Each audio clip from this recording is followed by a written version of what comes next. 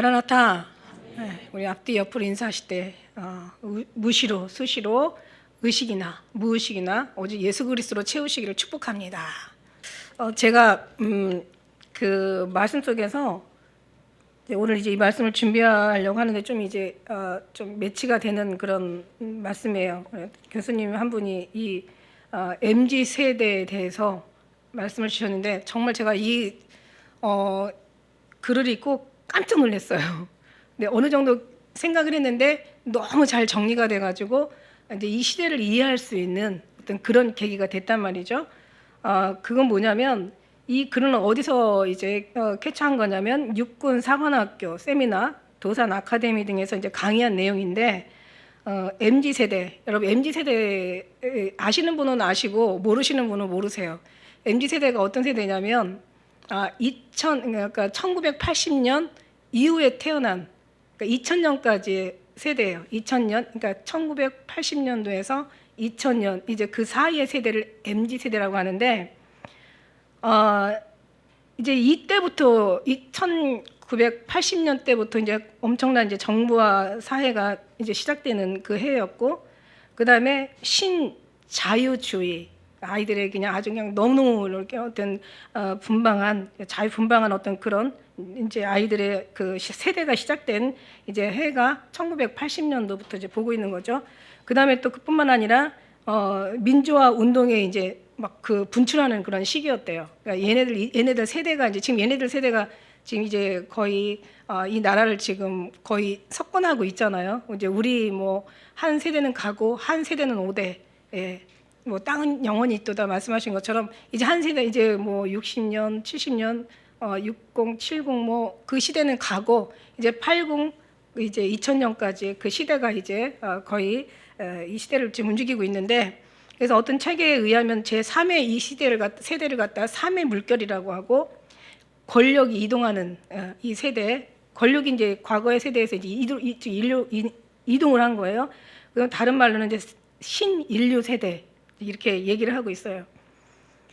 근데 이제 이 기성세대를 보면은 기성세대의 이제 특징은 뭐냐면 이제 어떻게 보면 이게 컴퓨터, 이게 정보와 그 컴퓨터부터 시작된 거죠. 우리 기성세대는 그냥 컴퓨터를 대한다면 어떤 업무적으로, 그러니까 무슨 어떤 그런 자기 어떤 그런 이제 뭐 얘네들은 지금 갖고 다니는 어떤 노트북이라면 우리는 데스크탑, 이제 아주 엄청나게 모니터는 막 크고 막 옛날 그런 이제 시대에 살던 사람들의 그 컴퓨터를 대하는 이제 그런 유형들. 그런데 이 신세대는 그 정도가 아니라 노트북은 기본으로 휴대하고 얘네들은 오락과 생활의 모든 도구, 삶의 일부분이 된 거예요.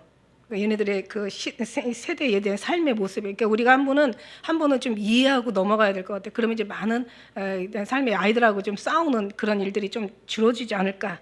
사실 오늘의 제목이 가정과 교회 질서거든요. 그래서 그걸 통해서 이게 뭔가 이게 전혀 이제 그 매치되지 않는 얘기가 아니구나라는 생각이 들어서 이걸 이제 소개하게 됐는데, 그냥 얘들 기성세대, 우리 그 기성세대 80년도 이전의 세대하고 그 다음에 이제 그 이후에 80년 이후의 세대하고 이제 차이예요. 근데 이제 얘네들이 노는 방식이 달라. 그러니까 어떤 대화하는 방식이 다르고 공부하는 방식이 다르고 표현하는 방식이 다르고 언어의 그 말하는 내용이 우리는 못 알아듣는 어마어마한 내용들이 얘네들한테는 있어요. 그러니까 방식이 달라요. 기성세대하고 이 MZ세대하고는 완전히 방식이 다른 거예요. 그러다 보니까 어떤 일이 일어나냐면 제일 먼저 당황한 것이 교사들이었다는 거죠. 왜냐하면 얘네들이 다 다르다 보니까 이 기성시대 세대와 이제 이 MZ세대하고 문화적 충돌, 이게 일어나지 않을 수가 없는 거예요. 의식이 충돌하고 이제 문화가 충돌하고, 그러니까 이제 아우성이 난 거죠. 아이들하고 선생님하고 학생들하고 교수들의 그 모든 것이 이제 이게 너무 갭이 이제 많이 크다 보니까 이제 얘네들을 표현하시기를 그 선생님들이나 어른들이 얘기하기를 얘네들의 이 MZ 세대의 특징이 뭐냐면 말이 안 통한다. 그 다음에 예절을 모른다. 그리고 버릇이 없다. 저밖에 모른다. 4차원 인간이다. 이렇게 표현을 하는 거예요. 그러니까 얘네들이 말이 안 통하는 거예요. 기성세대하고. 그러니까 기성세대를 뭐라고 얘기하냐면 꼰대 세대라고, 얘네들은 꼰대라고 그러죠. 그러니까 이제 말이 안 통하고 이게 얘네들이 예절이 없고 버릇이 없고 저밖에 몰라. 그래가지고 이걸 얘네들을 4차원 이제 인간이라고 하는데 이게 이제 학교에서 난리가 난 거죠. 근데 두 번째 난리가 난 데가 어디냐면 사회 진출하는데 직장에서 또 난리가 난 거예요. 어떤 난리가 났냐면 소통 방식이 다르고 개성이 강하고 예의는 없고 이런 신천들이 나타나다 보니까 기존의 조직 문화가 다 그냥 흐트러지는 거예요. 예. 기존의 조직 문화에 젖어있던 기성세대들이 아주 그냥 놀랄 수밖에, 아주 경악을 하는 거예요. 얘네들을 보면서. 그러니까 이제 어떤 잔소리도 군기 잡으려는 노력도 애시당초 이게 불가능하고 새로운 도구, 무기, 그러니까 무장한 그 인재들이 사용하는 이제 그런 무기를 통해서 얘네들은 또 동시에 민주화 의식이 너무 강해가지고 어느 세대보다도 정의와 인권과 공정, 평등을 이제 민감하게 외치고, 그 다음에 권위주의, 그러니까 그 다음에 상명하복, 그러니까 위에서 명령하거나 아래에서 복종하는 그런 것들, 그 다음에 갑질하는 것을 절대로 강력하게 저항하는 세대라는 거죠. 그러니까 지금 이제 지금 갑질하는 사람들 계속 텔레비에 막 이슈로 뉴스가 돼가지고 올라오잖아요. 그래가지고 막 부끄럽고 망신당하고 막 그냥 그 갑질에 대한 걸 얘네들은 못 견디는 거지. 그리고 이제 위에서 명령하는 거 이런 거 얘네들은 애시당초 얘네들한테 통하지 않는 거야. 권위주의 절대로 안 통하는 거예요. 그러다 보니까 직장에서 난리가 났어. 얘네들은 의식도 태도도 일하고 노는 방식도 기성세대하고는 완전히 다른 거예요. 그러다 보니까 서서히 기성세대들이 이제는 모든 것을 보고 이제 조금씩 얘네들의 왜냐면 말이 안 되고 삶이 안 되니까 얘네들을 이제 주시하게 되고 관점을 이제 좀 바뀌게 되고 이러면서 변하기 시작하는 거예요. 근데 이제 얘네들의 태도도 이상하지만 중요한 건 뭐냐면 업무 처리는 아주 막강한 아주 강한 강점이 얘네들한테는 지니고 있는 거예요. 그래서 이들은 더 빠르고 더 정확하고 아주 그냥 더 확실하게 업무 처리를 한다는 거죠. 자율성을 주면 뭔가 쟤네들한테 뭔가를 좀 자율성을 주고 뭔가를 걔들을 좀 이렇게 이제 좀 어떤 기성세대들이 좀 한치 그들의 눈으로 시선을 바라보면서 걔네들을 이해한다면은 얘네들은요 얼마나 그 자율성을 주면 날고 뛰고 간섭하지만 않는다면 간섭하고 통제하지만 않는다면 아주 그냥 엄청난 능력을 발휘하는 아이들이에요. 무섭게, 그러니까 어떤 업무 처리가 빠르고 신속하고 정확하고, 그러니까 간섭만 하지 않고 얘네들의 어떤 마음만 좀 비유만 맞춰주면 얘네들은 좀 그런 MZ 세대의 특징이 있다는 거죠. 그래서 세상 변하는 걸 모르고 이제 이 기성세대 이제 잔소리하고 간섭하는 이 기성세대를 이들은 이제 꼰대라고 부르는데 우리 사회는 지금 MZ 세대와 기성세대가 지금 전쟁 중인데. 결국 뭐냐면 당연히 승자는 MZ세대라는 거죠. 예. 우리 세대하고는 지금 그래서 신형 무기로 무장하고 얘네들은 기성세대는 당할 수 없는 이제 그런 아주 그냥 그 어떤 최첨단 이제 그런 그 정부화 시대에서 얘네들은 이제 살고 있는 거예요. 그러니까는 사회 초역전 현상이 지금 현재 나타나고 있다. 그래서 사원이 임원보다 똑똑하고 또 학생이 교수보다 똑똑하고 병사가 간부보다 똑똑하고 자식이 부모보다 똑똑하고 신참이 고참보다 똑똑한 거예요. 초역전 사회, 초역전 시대에 이제 지금 세상이 뒤집혀진 거죠. 이런 걸 인정하지 못하면 이제는 그 인정하지 못하는 사람은 이제 원신 취급을 받는 거예요. 그리고 또 스마트폰을 얘네들은 24시간을 끼고 있는 거야.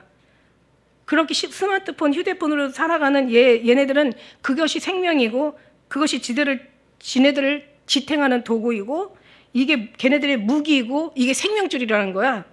그러니까 이것을 빼앗으면 그들은 생명 일부를 빼앗는 것 같은 느낌을 받아서 교수든 교사든 부모든 누구든 할 거 없이 절대 용납하지 않으며 심지어는 폭행, 폭언, 죽기 살기로 대들고 그것은 물론이고 극단적인 선택까지 자살까지 하는 이런 일들이 이게 뉴스가 되는 이유가 바로 그런 어떤 그 정도로 얘네들이 이 최첨단 정보와 이 어떤 기계에게 얘네들은 완전히 하나의 기계 일부가 돼버린 거예요. 이제 그런 삶 속에서 이제 사는 거죠. 그리고 이제 이들이 또 이제 군대에 가자 군대가 또 난리가 난 거예요. 군대는 합법적인 계급 사회고 위기 질서가 중요한 곳이잖아요. 분위기는 상관의 명령에 복종해야 되는데 자유분방하고 민주의식이 강한 이 MZ 세대들하고 이제 이 충돌이 불가피한 거예요. 그러다 보니까 처음에는 젊은 병사들은 교육과 훈육으로 도무지 잡혀지지가 않고 이제 불가능한 상황이 되자 차차 이 세대에 대해서 뒤떨어진 이제 규정과 군대의 규정과 문화를 이제 바꾸기 시작한 거죠. 바로잡기 위해서 건전한 그 병역 문화여야 하는 상황에도 당연한 건데 신성한 국방 의무를 우리가 감당해야 되는 게 맞는 건데 더군다나 얘네들은 이제 그 어떤 그 군대에서 왜 스마트폰을 왜 줬을까요? 한 번은 그게 뉴스에 나와가지고 이거 미친 거 아니야? 나라 이런 중요한 시대에 어떻게 그렇게 스마트폰을 아이들에게 줘가지고 어떻게 그렇게 뭐 부모하고도 훈련 중에서도 또 뭐 얘기하고 심지어는 그걸로 게임을 하고 별짓을 다 하잖아요. 그런 뉴스들이 계속 올라와서 야 진짜 이게 어떻게 돌아가려고 이러냐. 진짜 신성한 국방 의무를 준수해야 되는 상황에 그런데 이게 이제 코로나로 인하여 병사들이 심리가 엄청 나빠져가지고 일단은 우울증, 폭력, 자살 아주 어마어마한 이제 어려움들이 군대에서 겪다 보니까 이 스마트폰을 그 애들에게 준 것은 정말 신의 한 수라고 얘기할 정도로 그게 우리한테는 말이 안 되는데 걔네들한테는 지금 MZ세대한테는 너무 합당하다는 거예요. 그래서 그랬구나라고 이제 조금은 이해하게 되는데 이제 또 어떤 일이 일어나냐면 이제 2000년대 이후에 태어난 아이들이 이제 얘네들은 이제 알파 세대라고 얘기해요. 알파 세대. 알파 세대인데 얘네들은 이제 그 MZ 세대가 사용하는 어떤 그런 신무기보다 더 최첨단 신무기를 사용하는데 얘네들은 보통 로봇이나 드론이나 뭐 그다음에 그 AI 그 빅데이터, 메가버스 막 이런 엄청난 이제 막 더 말로 할 수 없는 어떤 여러 가지 신무기들을 이제 얘네들은 이제 사용하는 거죠. 이런 애들이 이제 오고 있어요. 경쟁 이제 무기들 이들이 경쟁하는 무기가 MZ 세대들하고 이제 무기하고는 비교할 수가 없는 거야. 그런 속에서 이제 MZ 세대는 또 앞으로 올 알파 세대를 어떻게 이제 감당할 것인가. 이게 또 이제 난리가 나요. 그러니까 우리 세대는 그 80 이전에 우리는 뭐 60, 70, 6.25 시대, 50, 60 이런 시대는 지금 한참 뒤떨어져 가지고 이제 할머니 할아버지는 이제 지금 아무것도 못 하는 거예요. 그러다 보니까 이제 모든 변화되는 이 사회, 문화, 여러 가지 시스템 속에서 우리는 정말 어떻게 해야 될 것인가. 자녀들의 도움을 받지 않으면 아무것도 할 수 없는 이제 그런 이제 세상이 돼버린 거예요. 그러니까 참 슬프죠. 이제 막 그런 어떤 것들을 보면서 야 이렇게 달라진 애들하고 과연 오늘 이 가정과 또 교회 질서에 대한 이 성경 말씀에 대한 십계명에 또 하나님이 우리에게 주신 여러 가지 어떤 주님의 말씀들이 과연 통할까? 이게 저희들에게 먹혀질까라는 생각이 들어가니까 야 말세가 따로 없구나. 하나님의 말씀은 어제나 오늘이나 영원토록 변함없으신데 세대는 이렇게 지금 급속하게 변하고 있는 거예요. 그러니 적응하기에도 너무 이게 정말 따라잡기가 말이 안 되는 거죠. 이런 속에서 정말 우리가 기도 외에는 자녀들을 어떻게 할 수가 있는 방법이 없다. 말씀과 기도로 거룩해진다고. 그래서 이제 지난주 줄거리 우리가 이제 들어갑시다. 세월을 아끼라. 세월을 아끼라는 것은 뭐라고 했어요? 어떠한 희생과 대가를 치러서라도 꼭 이제 하나님을 붙잡는 일, 주님의 오심에 대한 준비하는 일, 하나님께 영광 올려드리는 일, 우리가 이 땅이 우리 집이 아니라 영원한 나라 돌아갈 이제 그리스도의 이제 하나님의 그 나라, 영적 하나님의 그 나라를 사모하라. 이걸 이제 붙잡고 가라는 거죠. 그래서 세상 썩어질 것, 육체를 위한 삶, 어떤 그런 이제 그러니까 없어질 것들, 그러니까 우리 육체를 위하고 세상을 위하고 자기 어떤 그 삶을 위한 이제 이런 것들 속에서 빨리 나와라. 그리고 하늘나라를 준비하라. 이거 세월이 아끼라는 이제 그런 말씀이었고요. 그 다음에 이제 그 15절에 이제 지혜 없는 자 같이 되지 말고 지혜 있는 자 같이 되라라고 하신 거는 16절에 자 세월을 아끼라는 거죠. 지혜 있는 자 같이 한 자가 누구냐? 세월을 아끼는 자다. 그러면 세월을 아끼는 건 무엇을 어떻게 해야 우리가 무엇을 위해 살아야 할까라고 생각했을 때 17절에 주님의 뜻이 무엇인가 이해해야 한다. 주님의 뜻이 무엇인가 이해를 해야 되는 거예요. 예. 그 다음에 주님의 뜻을 이해하기 위해서는 어떻게 해야 돼요? 18절에 성령 충만함을 받아야 된다는 거죠. 다시 말해 성령 충만함을 받아야 주의 뜻을 이해하게 되고 이해한 주의 뜻이 무엇인가 분별하게 되고 그래야 어떤 것이 중요한 걸 알아서 세월을 아끼게 된다는 얘기죠. 그죠? 그래서 성령 충만한 모습, 이제 그 모습은 19절에서 21절까지 세 가지로 소개하고 있어요. 성령 충만한 모습은 어떻게 충만하냐? 첫째 주님을 찬양하며, 그 다음에 하나님 아버지께 감사하며, 그 다음에 피차 서로 복종하고, 복종하라. 이제 이런 말씀. 이게 바로 성령 충만한 삶을 사는 증거다. 다시 얘기하면 성령 충만한 삶을 뭐냐?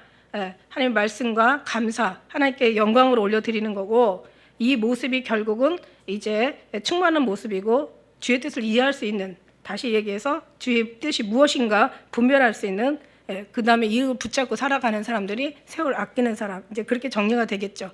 그래서 성령의 충만함을 받으라 18절에 말씀하신 말씀은 이 성령의 충만함은 어떤 양적인 얘기, 충만하다고 그래서 뭐 어떤 양을 많이 받아라 이게 아니라 이걸 원어의 어떤 해석을 보면은 하나님의 지배를 받아라, 통치를 받아라, 하나님의 다스림을 받아라, 이제 이런 뜻이라고 얘기했어요.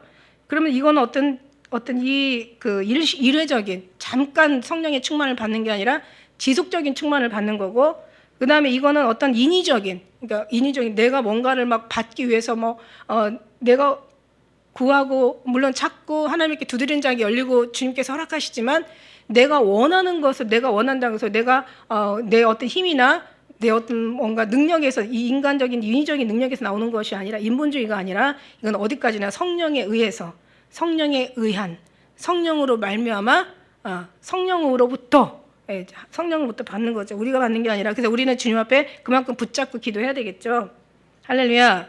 이게 성령 충만한 거예요. 그래서 오늘 말씀은 이제 가정과 교회 질서인데, 사실 오늘 말씀을 우리가 읽었지만 어디서 많이 들었을 거예요. 예식장에 가면 신랑 신부 놓고 이제 결혼식 할 때 주례사로 많이 이제 사용되는 이제 구절인데, 사실 오늘 여기 말씀은 이 말씀의 큰 주제는 뭐냐면, 가정의 부부의 어떤 그런 예를 들어서 이 신랑은 그리스도고, 그 다음에 신부는 교회고, 그러니까는 신랑과 신부의 관계를 그리스도와 교회의 관계로 지금 예를 들어가지고 이제 이 얘기가 나오는 거예요. 그러니까 중점은 어떤 그런 부부에 대한, 신랑과 신부에 대한 부부에 대한 얘기가 아니라 여기서 말씀하시고자 하는 주제는 하나님과 예수 그리스도와 이제는 우리 교회들의 관계를 얘기하는 거예요. 그래서 이 전체의 관계를 왜 이렇게 얘기하시냐는 것은 뒤에 가서 보면 우리 모두가 하나이기 때문에 공동체를 얘기하는 거예요.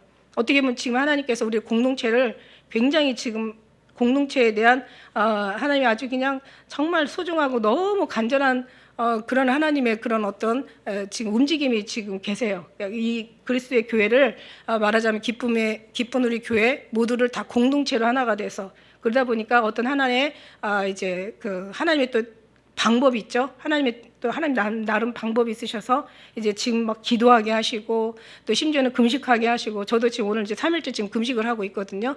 그래서 이제 여러분이 또 금식하고 기도한다는데 제가 또 안 하면 안 되잖아. 그래서 저도 이제 여러분 위해서 기도하면서 공동체 하나. 그러니까 이게 머리는 그리스도시요 우리는 지체라고 얘기하신 것처럼 서로 말씀에 보면은 건물마다 서로 연결하여 하나님의 성소가 되어지고 하나님이 거하실 처소가 된다라고 얘기하세요. 그래서 우리가 지난번에 성막을 만들 때 널판에 대해서 말씀드렸잖아요. 널판을 다 엮어가지고 그 다음에 이제 하나님께서 딱 하나로, 널판의 개수가 몇 개예요? 48개. 그런 신랑의 갈비뼈 24개와 신부의 갈비뼈 24개. 널판이 원래 널판이라는 그 원어가 갈비뼈라는 뜻이거든요. 그래서 그러니까 신랑의 24개와 신부의 24개가 그냥 한 줄로 묶어지는 게 아니라 5줄로 묶어져요.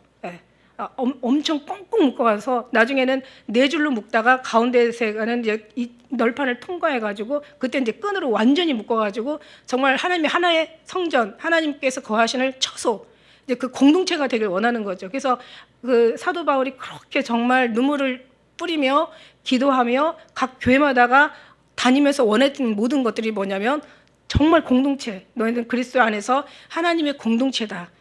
그 안에 주님이 거하시는 공동체. 물론 우리 교회 10년 가운데서 주님이 계시지만 이 공동체 안에 계시길 원하시죠. 단 한 사람을 위해서 예수님이 죽으신 건 아니잖아요, 사실.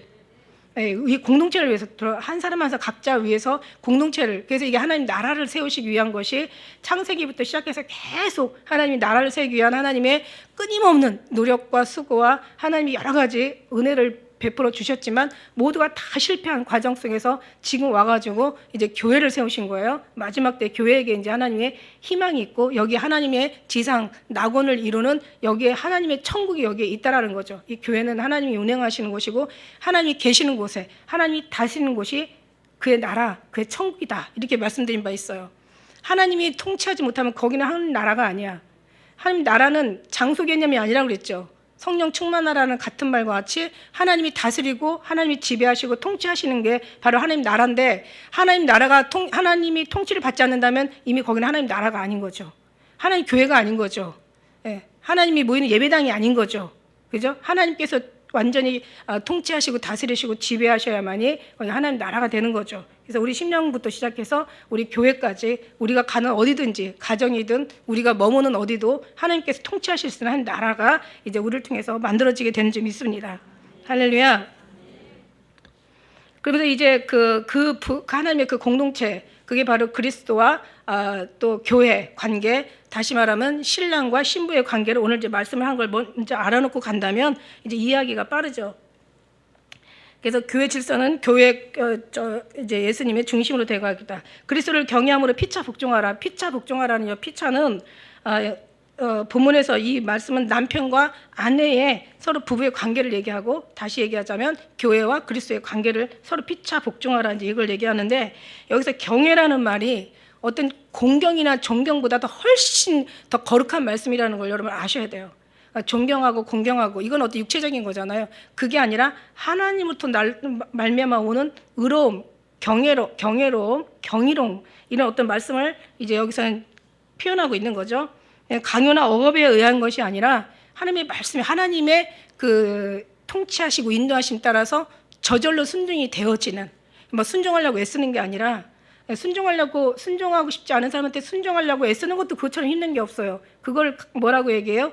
가식이고 위선이라고 얘기하는 거예요. 그러니까 정말 순종하려고 애쓰고 그러는 게 아니라 어떤 강압이나 억압이 어떤 뭔가 사람의 어떤 그런 요구나 사람이 원한에서 이루어지는 게 아니라 그냥 성령 하나님 요구가 이 심령 가운데 계시니까 정말 저절로 순종이 되어지고 저절로 정말 경외로움이 저절로 의로움이 일어나면서 이제 어떤 순수하게 순종이 될 수 있는 절로 열매를 맺는 그런 순종을 지금 얘기하고 있어요.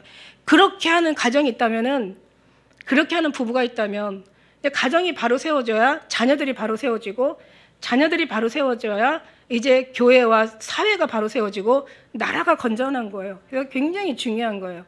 하나님께서 세우신 것은 창세기에 에덴 동산에서 세우신 거는 사실 어떤 국가도 아니고 어떤 그런 나라도 아니에요. 어디까지나 가정을 먼저 세우셨잖아요. 그 가정이 하나님 앞에 충성할 때, 그러니까 가정의 아담과 하와가 정말 엉망진창으로 살다 보니까 나중에는 이제 뭐 형제가 형이 동생을 죽이는 어떤 그런 불행한 끔찍한 게 결국은 에덴에서 쫓아나는 완전히 멸망에 이르는 어떤 그런 이제 결과가 이제 그렇게 얻게 되는 거죠. 그러니까 우리는 다시 이 세상을 거슬러서 어디로 간다? 주께로 다시 돌아가야 돼. 그래서 너희가 나를 떠나서는 아무것도 할 수 없습니다. 이게 요한복음 15장 5절이에요. 너희가 나를 떠나서는 아무것도 할 수 없습니다. 모든 것은 다 어디로부터 나온다? 하나님으로부터 말미암아 나온다. 아내들이여 자기 남편에게 복종하기를 주께 하듯 하라. 아내들아, 뭐 지금 옛날에는요, 사실 이 성경 쓸 때는도 말할 수 없고 16세기, 18세기 그 이전에만 가면 여자는 족보에도 올라가지도 않고, 여자는 인구 숫자에도 들어가지도 않고, 여자들은 그냥 하나의 노예 취급을 받는 그런 시대가 있었단 말이에요. 근데 지금 이제 여기 말씀에서는 굉장히 인격적으로 지금 사도 바울은 에베소에게 얘기하고 있는데, 심지어는 그 아리스토텔레스가 그랬다는 얘기야. 노예와, 그러니까 종이죠. 종과 여자는 영혼 없는 짐승이다라고 표현할 정도로 여자들에게 학대를 받던 시절이 있었던 거죠. 근데 지금 세대는 지금 어떻게 됐어요? 지금 아까 그 MZ 세대가 이제 앞으로 이제 알파 세대가 이제 완전히 그냥 뭐 기성 세대는 따라올 수 없는 모든 것이 다 뒤집어진 거야. 그래서 이게 말세가 뭐냐면 하나님의 질서가 다 무너지는 게 말세인 것 같아. 높은 산은 낮아지고 낮은 산은 높아지고. 이제 위에 뜬 것이 아래로 가고 아래 뜬 것이 이제 위로 가는 거야. 이게 천지개벽이라고 얘기하죠. 이게 이런 것들이 되면서 이제는 모든 것이, 근데 이거 어쩔 수 없잖아요. 우리도 또 그 시대에 또 적응하면서 살고, 우리가 바라보는 거는 뒤집어지든지 천지개벽을 하든지 뭐 경천 동지가 하든지 뭐 어쩌고 저쩌고 해도 우리 예수님 앞에 들어갈 수 있는 한 가지, 그거는 불변하다는 거죠. 그래서 이제 이는 남편이 아내의 머리됨이로 그리스도께서 교회의 머리된 것 같으니 그가 친히 몸의 구주시니라. 여기에서 남편이 아내의 머리 되는 거, 이게 어떤 삶의 질서죠.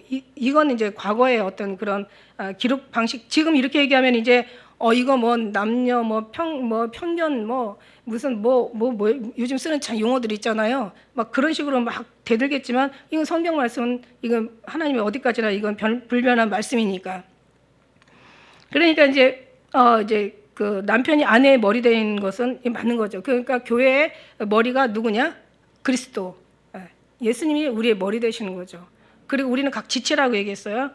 그죠? 고린도전서 12장 12절에 보면 몸은 하나인데 많은 지체가 있고 몸의 지체가 많으나 한 몸인 것 같이 그리스도로 그러하니라. 몸은 하나인데 이제 많은 지체가 있지만 거기에 머리 되신 분이 그리스도라는 거죠. 그러나 이제 하나님이 그 원하시는 대로 그 지체를 각각 몸에 두셨으니 이제 지체는 많으나 몸은 하나라. 그러니까 예수 그리스도가 머리시고 우리가 지체고, 그래서 다 하나, 이걸 한마디로 하나의 그리스도의 공동체를 말씀하시는 거예요. 공동체. 할렐루야. 네, 공동체예요. 이걸 잊지 마시라고. 오늘 교회도 우리 공동체예요. 지금 하나님의 공동체로서 정말 공동체가 될 자격이 있는지 공동체가 될 자격이 없는지 하나님 그걸 좀 또 보시고 계시는 것 같은 또 그런 느낌도 들어요. 만일 한 지체가 고통을 받으면 모든 지체도 함께 고통을 받고, 또 한 지체가 영광을 얻으면 모든 지체가 함께 즐거워하나니 너희는 그리스도의 몸이요 지체 각 부분이라. 할렐루야. 우리 교회들은 예수 그리스도가 머리시고 이게 한 모두가 지체야. 한 사람이 고통을 당하면 다 같이 고통을 당하는 거야. 그게 남의 일이 아니야. 내 일로. 그렇잖아요. 목사 한마디로 목사도 마찬가지야. 누가 뭐 경조사 있잖아요. 누가 경사가 있으면 그냥 가서 기뻐해주고 축하해주고, 누가 예식하고 또 좋은 일 있으면 가서 참석해주고, 그러나 또 누가 또 죽어서 어떤 고통당할 일이 있으면 또 가서, 그러니까 여러분의 좋은 일이 나도 같이 참여하고 여러분이 슬픈 일에 같이 참여하는 거야. 이게 공동체거든요. 그런데 만일에 정말 또 앞에 있는 사람이 슬플 때 위로가 안 돼주고 전혀 뭐 기도도 안 돼주고 이러면 안 되는 거잖아요. 그죠? 이게 하나님께서 이런 모든 걸 통해서 공동체를 만드시기 위한 하나님의 여러 가지 어떤 슬픈 역사, 그러니까 하나님의 그냥 뭔가 어떤 하나님의 섭리와 하나님의 원하시는 어떤 그런 이제 뜻이 보여요. 사실은. 그래서 우리 모두가 다 주님 안에서 하나 되기를 주님 기뻐하신다. 그리고 하나 반드시 돼야 된다. 같이 영광도 같이 받고 슬픔도 같이 나누고, 영광 받을 때 같이 영광 받잖아요. 그죠? 이제 하늘나라에 가서는 누가 부모고 형제냐? 아버지 뜻대로 행하는 자가 부모 형제요 자매요 모친 되리라. 형제 부모가 가서 천국 가서 같이 있는 게 아니에요. 예수님 안에 있는 사람들이 여기 그때 하늘나라에 가서 같이 동행하며 영원토록. 생각을 해보세요. 여기서는 뭐 70이요 강건하면 80이라고 뭐 요즘 100세까지 간다 하더라도 금방 인생 끝나잖아. 여기서는 뭐 몇십 년쯤 안 보면 되지만 하늘나라에 가서는 영원히 봐야 될 사람들이야. 에? 근데 여러분이 만일에 나 저 인간 천국 가는데 나는 안 간다. 그러면 어떻게 되겠어? 그럼 누군가 하나가 지금 이제 떨어지겠죠. 그러니까 우리는 항상 선으로 악을 이기라고 말씀하신 거야. 이겨야 돼. 그러니까 우리 장로님이 어제 이제 그 응급실 가기 전에 이렇게 또 이렇게 막 환상을 보면서 기도하는데, 그러니까 환상 보면서 얘기를 하시는데, 의에서 이렇게 내려다 보니까 여기가 지옥이고 여기 사람들의 마음이 너무 굳어가지고 정말 너무 불쌍하대요. 그런데 왜 예수님이 그러잖아. 나를 위해서 울지 말고 너와 너의 자식들을 위해서 울어라 얘기하신 것처럼 나 걱정하지 말고 이 사람들 걱정하라고. 그러니까 이게 어떻게 보면 하나가 되지 못한 어떤 그런 부분들이, 제가 어떤 이런 지금 계획이 언제부터 있는지 몰라요.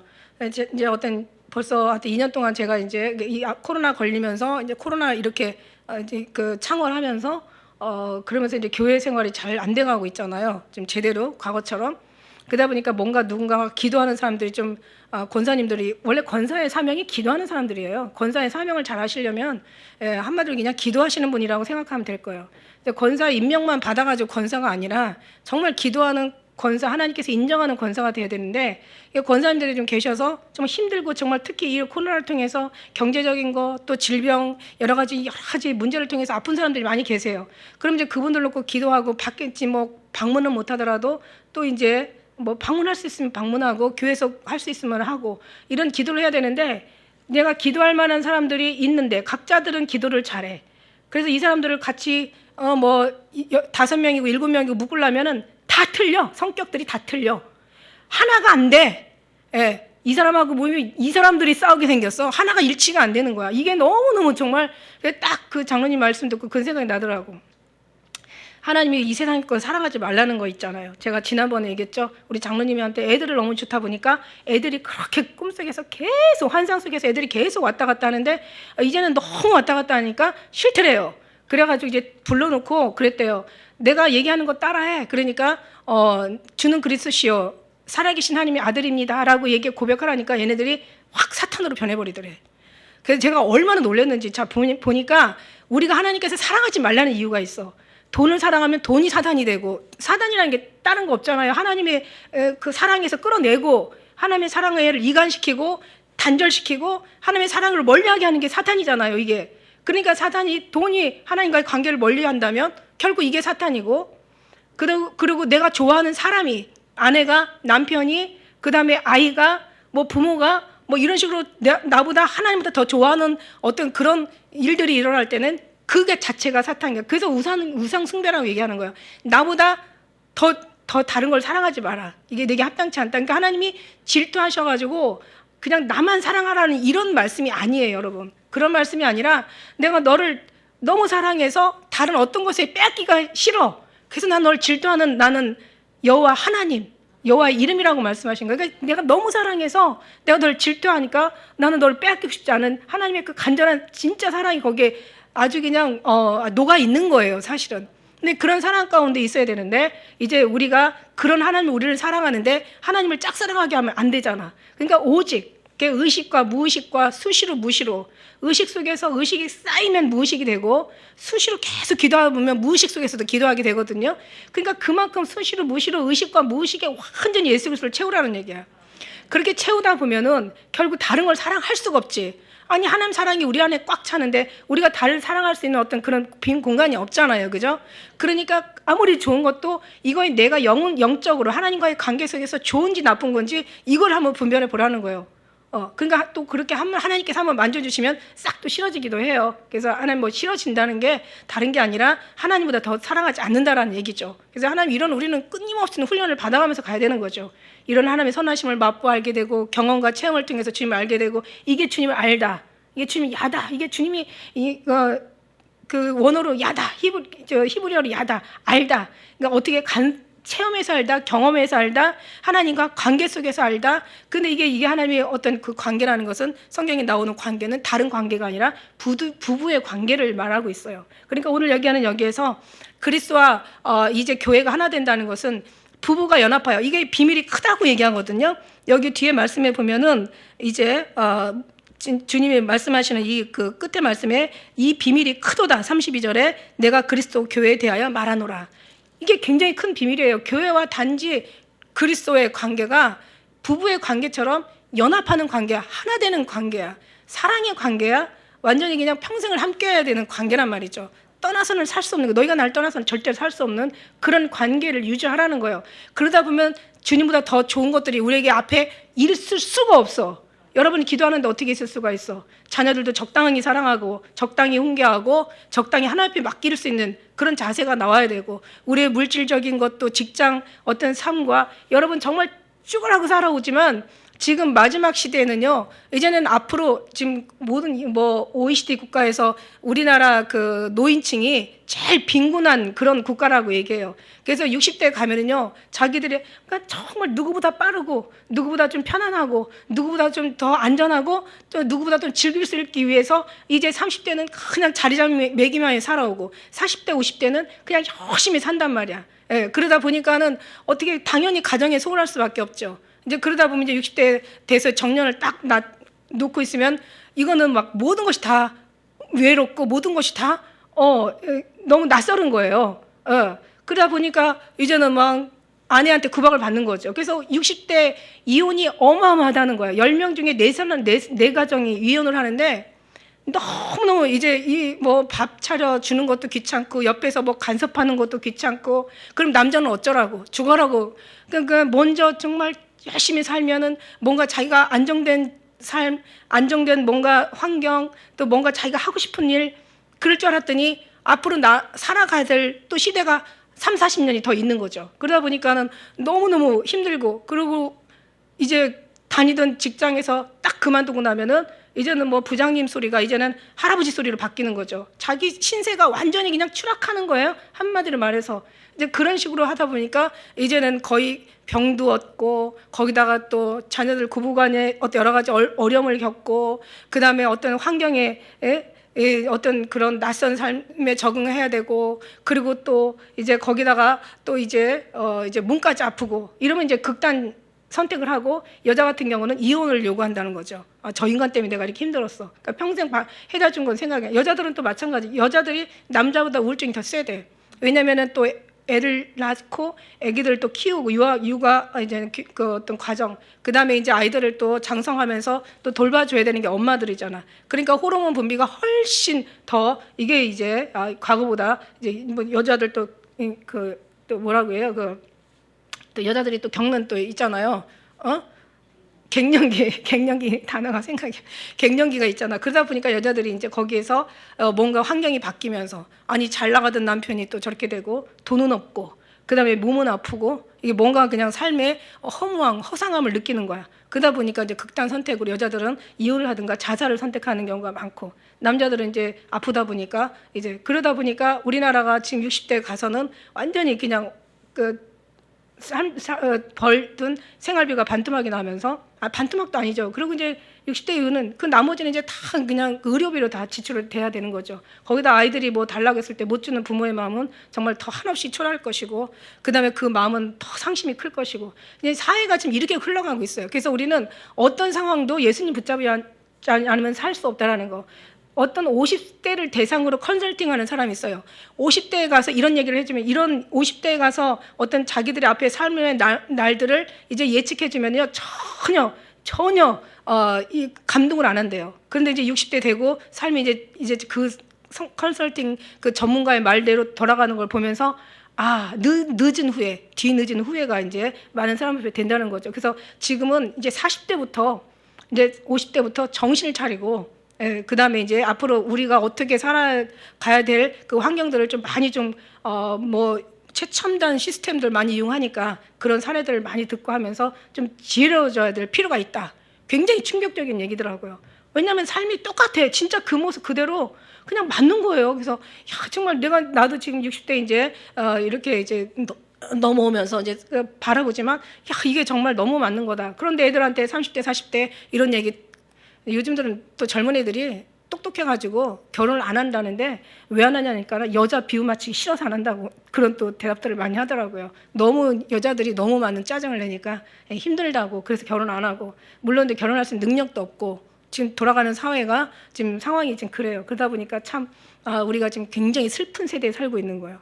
근데 이런 슬픈 세대를 그냥 슬프기만 하고 그냥 주어지는 환경에 그냥 우리가 거기에 낙심만 하게 될 거냐? 아니죠. 우리가 더욱더 주 예수를 믿으라. 환난 날에 하나님께서 우리를 건져주신다고, 아버지가 원하는 자식에게 좋은 것을 줄 알거든. 하물며 정말 하나님께서 그죠?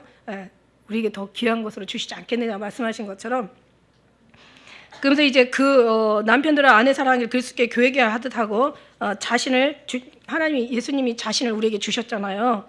이제 그렇게 하라는 얘기야. 그리고 이제 물도 씻어 말씀으로 깨끗하게 하사. 물은 뭐예요? 물은 세례를 얘기하고 회개를 얘기하는 거예요. 씻어서 이제 깨끗하게 하고 말씀으로 깨끗하게 하고 거룩하게 하시고, 세례 받고 물과 성령으로 거듭나지 않으면 너희가 하늘나라에 들어올 수 없다고, 물과 성령으로 말씀으로 거듭나서 이제 거룩하게 된다 이렇게 얘기하시죠. 자기 앞에 영광스러운 교회로 세우사 티가 주름 잡힌 것이나 이런 것들이 없이 거룩하고 흠이 없게 하려 하심이라. 이게 하나님께서 요구하시는 게 뭐예요? 예수님을 생각해서 얘기하는 게 아니라 너희를 생각해서 말씀하는 거지. 지금 이와 같이 남편들로 자기 아내 사랑하기를 제 몸과 같이 할지니 자기 아내를 사랑하는 자는 자기를 사랑하는 것이라. 원래 그 고린도 교회도 하신 말씀이 있어요. 남편은 그 아내에게 대한 의무를 다하고 아내는 그 남편에게 그렇게 할지니라. 아내가 자기 몸을 주장하지 못하고 오직 그 남편이 하고 남편이 남편의 몸을 주장하지 못하고 그 아내가 한다. 이런 말씀도 했었어요. 왜냐하면 그 시대에는 아주 여자를 아주 그냥 완전히 그 어떤 그런 노예와 짐승처럼 취급하는 시대다 보니까 이제 이런 이제 그걸 도저히 볼 수가 없는 사도 바울은 이런 이제 그 문제를 말씀을 한 거죠. 그런데 지금 에베소 교회도 똑같은 거예요. 에베소 교회도 똑같이 이제 이런 말씀을 하고 있어요. 누구든지 언제든지 제 육체를 미워하지 않고 오직 양육하여 보호하기를 그리스도께서 교회를 보양한 같이 하나니 우리는 그의 몸에 지치라. 근데 사실은 아내와 남편이 아내가 어디서 나왔어요? 하와가 어떻게 나왔어?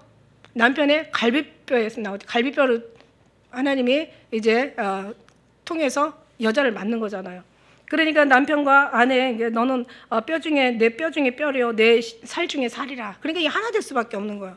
근데 이 관계를 우리는 그리스도와 이제 신부와 신랑의 관계, 그러니까 육체의 신랑 신부가 아니라 그리스도이신 신랑과 교회 신부, 그러니까 그리스도와 교회의 관계가 더 깊이 들어가면 교회가 그리스도의 신부고 신랑은 예수님 신랑인 거죠. 이 관계까지. 그래서 이 어떤 정말 뼈 중에 뼈요 살 중에 살이라고, 나는 너, 너는 나, 우리는 하나, 이렇게 얘기하시는 거죠.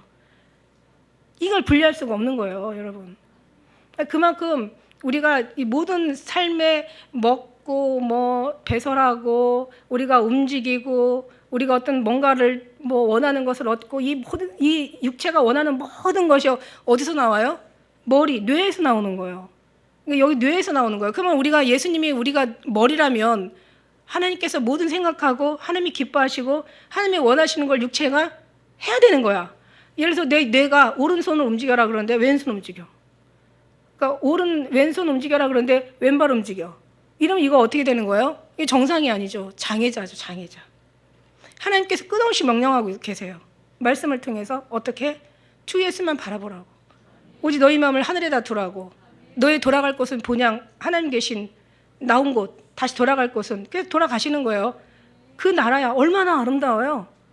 얼마나 아름다워요. 그죠? 그 나라를 하나님께 주시기 위한 그런 하나님의 말씀, 그러기 위해서는 서로 공동체가 되고 다시 오실 주님 앞에 기다릴 수 있는 거룩한 그리스도의 신부들이 되고 뭐 이런 어떤 하나님께서 그걸 원하시는 건데, 이제 거기까지 우리가 너무 미치지 못하는 것이, 심지어는 그런 말 나오잖아.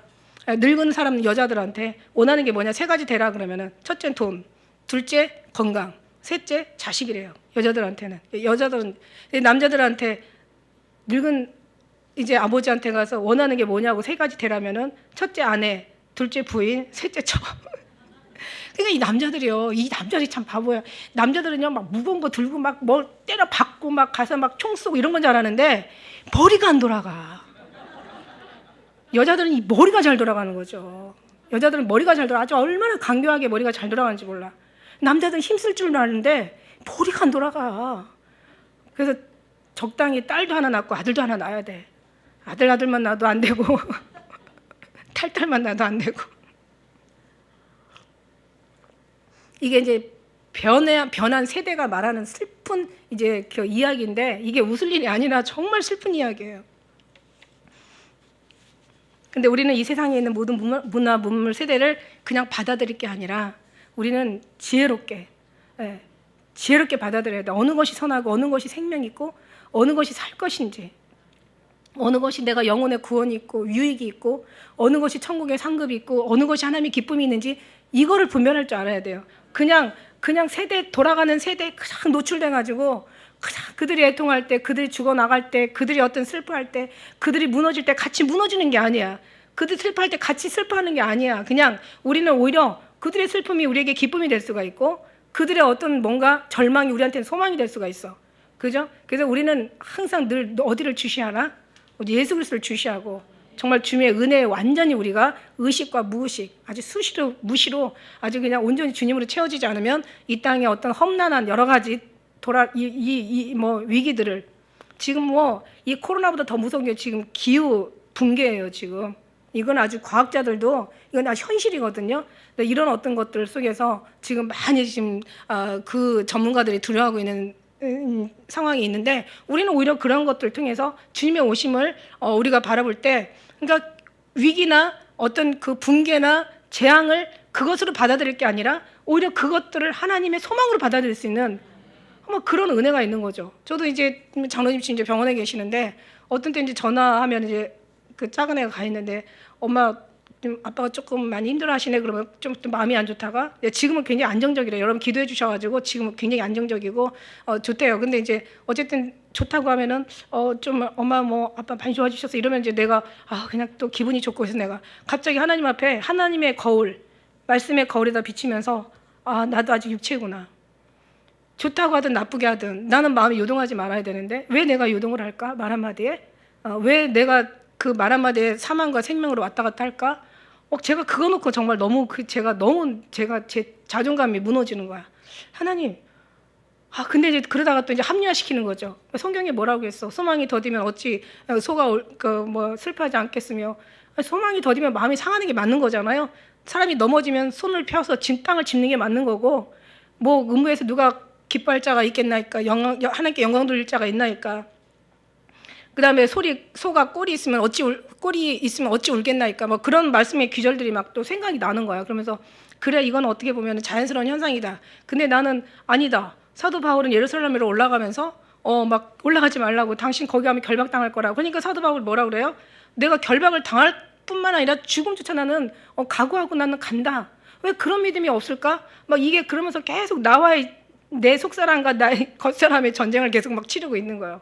그러다 보니까 이제 제가 이렇게 또 이제 금식을 하면서 제가 또 영혼의 평안을 찾는 거죠.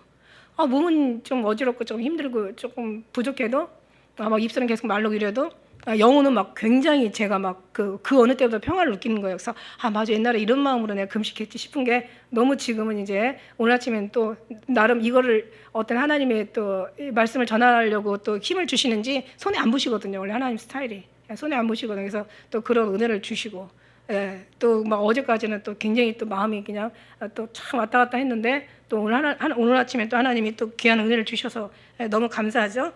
그래서 이제 이러므로 사람들이 부모를 떠나 그네와 합하여 그 둘이 한 육체가 될지니 이 비밀이 크도다. 그러면서 내가 그리스도와 교회에 대하여 말하노라. 여러분 있잖아요. 선진국일수록 자식들 끌고 안 살아요. 자식들한테 뭐 학비를 지원해 주거나 뭐 집을 사주거나 결혼 자금을 대주거나 안 해요. 왜냐면은 선진국인 미국 하나를 봐도 18살 되면 독립시키는 거야. 그리고 나라에서 애들 학자금을 빌려줘. 그리고 이제 나중에 직장에 가서 다 갖게 만들어. 그리고 부모와 자식은 같이 살면 안 되는 것 같아, 내가 볼 때는. 그리고 부모를 아무래도 자식을 의지하게 되고 자식은 귀찮아하게 되고, 이러면서 또 일어나는 여러 가지 파장들이 참 이게 슬픈 일들이 있더라고요. 그러면서 이제 자식은 그냥 여기서 떠나라는 것이 완전히 그냥 딱 잘나라 이런 뜻이 아니라, 이게 원래 하나님의 스타일이거든요. 이게 그러니까 자식이 이제 장성하면 이제 아나와 합하여 부모를 떠나 하나가 되는 거야. 이게 왜냐면은 이게 둘 다 비극이거든요. 자식도 비극이고 부모도 비극이고.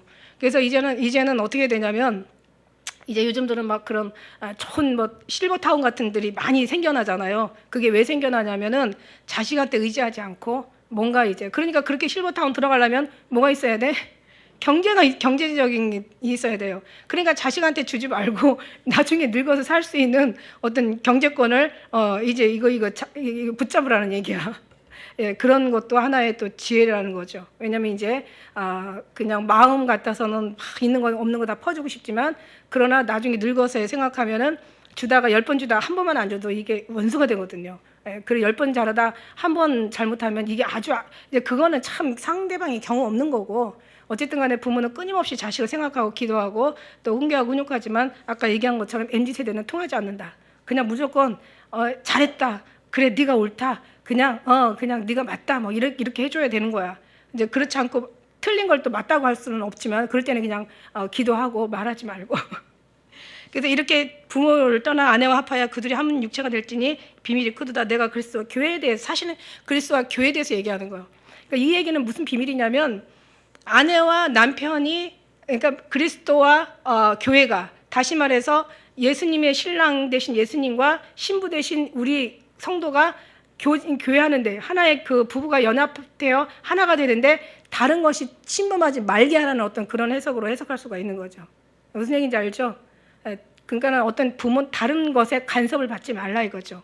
내가 하나님과 나와의 저는 막 옛날에 참 은혜 많이 받을 때가 운전하고 갈 때 막 그냥 아주 집중하잖아요. 그러니까 이게 의식 속에 있는 것이 무의식에 나온다고 그랬잖아요. 운전하는 사람이 길 보고 가는데 그냥 이 속에서는 막 주님의 막 감동 감화가 막 눈물이 나가지고 앞이 안 보일 정도로 막 슬프고 눈물이 막 너무 감동 감사의 눈물이 흐르는 거야. 너무 감사해. 제가 한번 간증한 적이 있잖아. 어쩜 그렇게 그 운전할 때 그렇게 주님을 임재를 느끼는지 몰라요. 그리고 이제 가다가 보니까 너무 콧물 눈물 흘려서 고속도로에서 어서 쉴 수도 없는 거야. 어떻게 그렇다고 어떻게 할 수도 없고. 그랬더니 옆에 세상에 티슈 2장이 탁 접혀져 있는 거야. 그게 어떻게 거기에 그게 있는지 난 지금도 나는 이해할 수가 없어. 그걸로 막 닦으면서 그것 보면서 또 하나님 이것까지 준비하셨구나 그러고 또 감사하면서 울고 하고. 그러니까 하나님의 임재 속에 있으면은 우리가 느껴지는 게 생각되어지는 게 의식 속에 무의식과 이제 나타나시는 게 뭐냐면 오직 그 사랑이라는 거죠. 그 사랑만이 우리를 지켜주는 거예요. 할렐루야. 그러니까 우리가 어떤 누군가를 의지하기 전에 우리가 하나님을 의지하면서 하나님이 또 지혜롭게 우리에게 베풀어 주시는 그런 어떤 환경을 즐기고 그런 여건들을 우리가 정말 흡수할 수 있는 그런 지혜로운 자가 돼야 돼요. 그러나 이제 너희도 각각 자기 아내 사랑하기를 자기 같이 하고 아내도 그 남편을 경외하라. 아까 얘기하지 경외라는 것은 그냥 단순히 존중이나 공경 정도가 아니라 그리스도에서 비롯돼서 나오는 그 사랑으로 경외로운 거죠. 거룩한 거죠. 아주 그냥 굉장히 의로움을 칭할 수 있는 이제 그런 중요한 단어인 거예요. 그런 사랑으로 우리는 정말 그렇게 하나님 앞에 살아가시기를 예수님으로 축복합니다. 그래서 우리가 이제 5장을 마치면서 이제 6장 하나 남았거든요. 근데 결국 모든 게 뭐냐면 이거를 방해하는 게 뭐다? 사단이다. 교회와 신랑의 관계, 그리스도의 관계, 또 예수님 신랑과 그리스도의 우리 성도들의 신부의 관계, 또 가정의 그 남편과 아내의 관계, 자녀와 부모의 관계, 이 삶의 어떤 모든 것들이 다 누구의 어떤 그런 장난이다? 어둠의 영의 장난이야. 그래서 전신갑주를 입으라. 이제 하나님께서 6장에 이제 결론으로 말씀하시는 거예요. 그래서 6장도 한번 기대해 볼 만하고 아무튼 우리가 주님의 이름으로 늘 승리하는 저와 우리 모두 되시길 축복합니다. 기도하겠습니다.